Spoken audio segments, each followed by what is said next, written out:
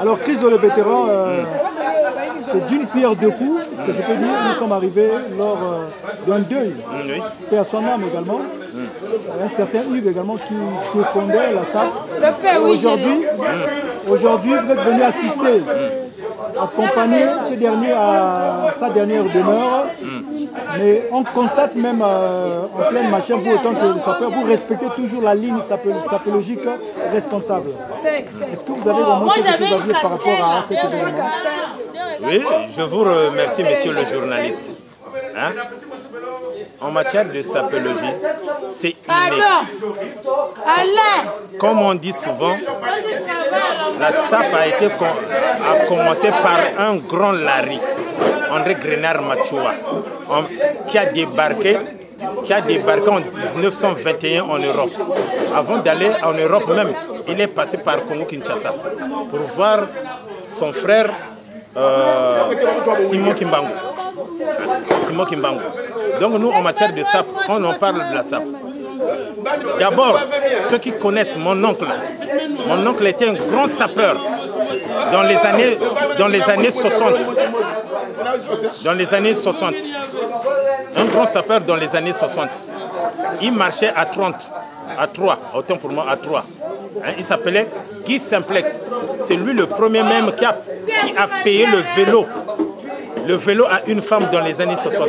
Il était même président de Bantou de la capitale. Donc moi, ceux qui me connaissent, ils savent que j'ai tout ce que je porte.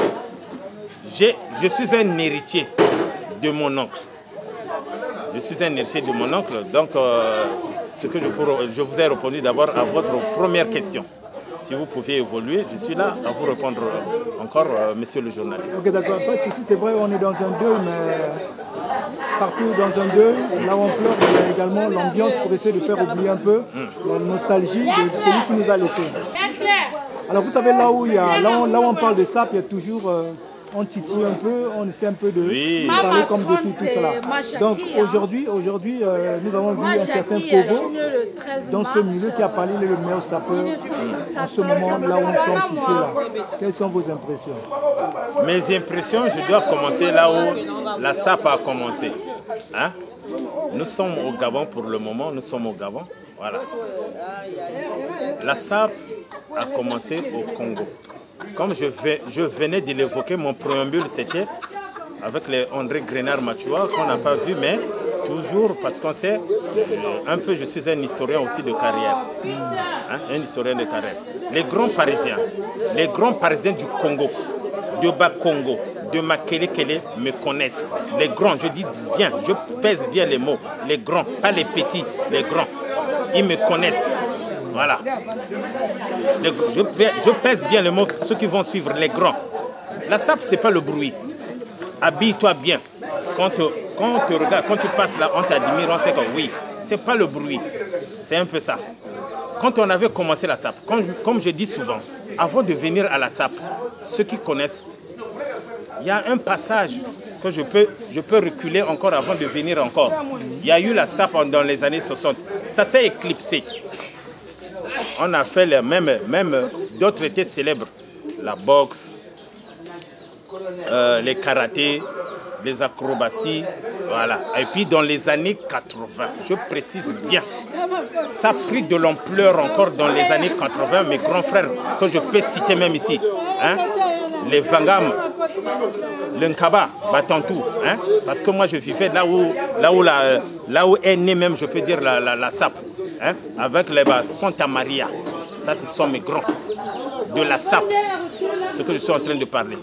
Hein, ce n'est pas le bruit, comme on dit, excusez-moi l'expression, le wo-wo-wo. Non, c'est comme ça. Hein, parce que moi-même, là où je suis au Gabon, quand je pars à Brazza, les gens croient que je reviens de Mbeng.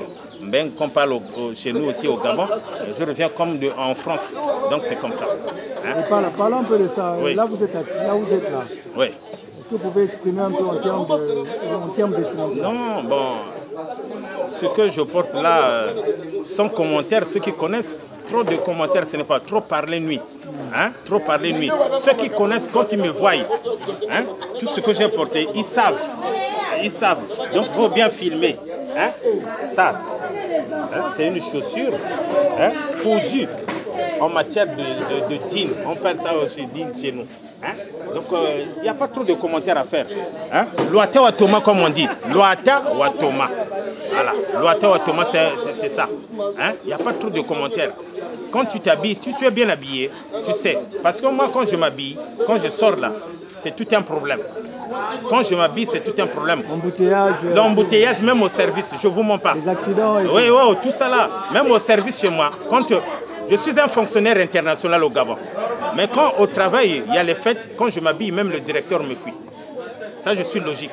Mais vous avez déjà séparé combien de couples par rapport à votre vestimentaire? Non, la séparation du mariage ou du couple, je ne suis pas là-dedans. Non, c'est pas vous en fait, mais l'impression en fait de... Comment on appelle les prémices que vous mettez? J'impressionne. Ça impressionne. Oui, ça impressionne. Vous ne savez pas que là-bas... Vous-même, vous avez vu. Quand suis-je venu là, hein, il y avait l'engouement, l'embrassement, un pays de gauche à droite, quand suis-je venu. Donc c'est un peu ça. Hein? Comme je suis en train de dire en langue, Loata Watoma. Hein? Quand tu es bien habillé, tu es bien habillé. Voilà, c'est ça. Alors au niveau en fait international, on enlève l'Afrique, l'Europe, les États-Unis et tout, quel est le sapeur qui vous fait peur? Et quel est le sapeur que vous estimez, que vous aimez, qui est un peu proche de vous? Peur et la personne à qui vous savez que non, c'est un proche. Bon, sur le plan international, je peux dire non. Pour le moment, il n'est plus même en Europe. Il a regagné le Bercail, le Congo-Brazzaville. Hein? C'est mon grand. Ouais. Santa Maria. Voilà. Parce que lui, il a fait évoluer les gens. Il a pris son argent, envoyé les gens même en Europe. C'est le premier dans les années 80, je peux dire. Voilà, c'est lui que je respecte beaucoup. Les autres, bon, ce sont des grands, mais je sais très bien, avec mon grand frère Vangam, ben, c'est un doyen, avec les Tontou, Diankaba, tout ce bon monde-là, que je respecte beaucoup. Hein? Les autres, je sais. Même les Tabazo, bon, ils étaient dans les parages là où j'habitais à Bakongo. Hein? Parce que moi j'étais dans le fief, quand je suis en train de dire dans le fief, hein? J'étais dans la rue Raymond Payet, hein? À Bakongo. Voilà, c'est là où j'habitais. Donc je connais tout ce bon monde-là. Donc si je vous parle de Santa Maria, c'est un grand parmi les grands. Voilà, qui m'a impressionné, qui a fait à ce que, là où nous parlons là, quand on parle des sapeurs, il faut passer par le grand là aussi. Voilà, Santa Maria. Voilà. Donc c'est celui que je parle. Quel est votre dernier mot? Bon, mon dernier mot que je peux dire, seulement, il faut s'habiller bien. Bon, quand tu t'habilles, il ne faut pas taquiner les autres. Hein? Tu peux t'habiller comme nous sommes déjà des doyens. Hein? Comme je vous ai fait part au préambule. Hein? Je suis un doyen en matière de la sapologie aussi. Bon, je m'habille, c'est vous qui me donnez l'éloge. Je ne suis pas là pour les autres. Hein? Donc c'est un peu ça. Donc je vous remercie beaucoup pour l'interview, monsieur le journaliste. Je vous remercie beaucoup. Merci. Ok.